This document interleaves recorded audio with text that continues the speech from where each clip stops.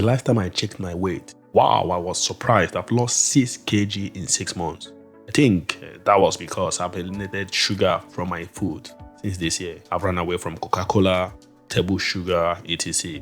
But apart from my weight, my main concern was to reduce blood sugar. Consistent high blood sugar can cause diabetes.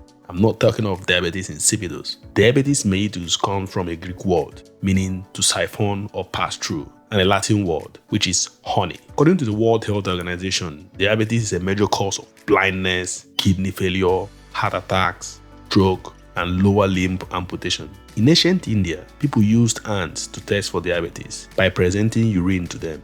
If ants come to the urine, well, that's a sign of high sugar levels in the urine. Glucose testing has now progressed up to the point that you don't even need a drop of blood. Instead, it can be determined by a sensor that can measure it through the skin. Diabetes can be treated and its consequences avoided through number 1, diet. I have lost 30 kg, a patient told me, since March this year, 2020.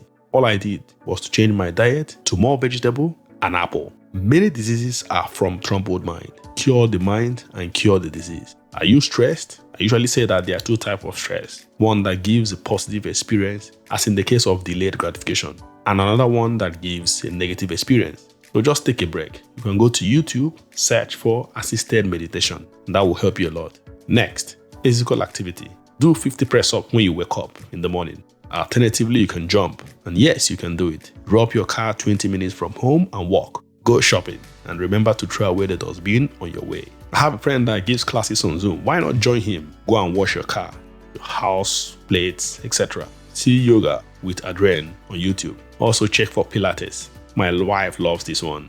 Learn how to dance. Dance every day. It has been proven that simple lifestyle measures have shown to be effective in preventing or delaying the onset of diabetes. And it will help you to deal with number 3, which is medications. The global diabetes drug market was valued at $57 billion in 2020. There are hundreds of drugs for diabetes.